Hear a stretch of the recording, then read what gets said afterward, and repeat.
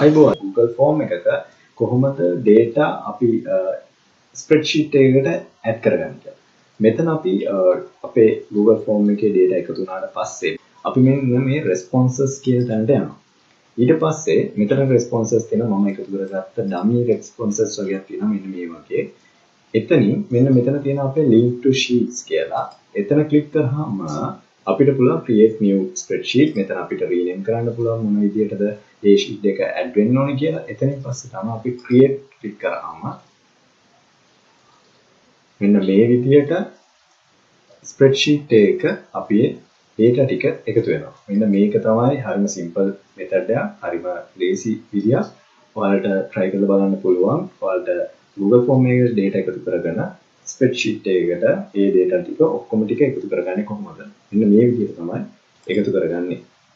ජය වේවා හැමෝටම අපි එකතු වෙමු අලුත් වීඩියෝ එකක් එක්ක subscribe කරලා තියාගන්න YouTube channel එක.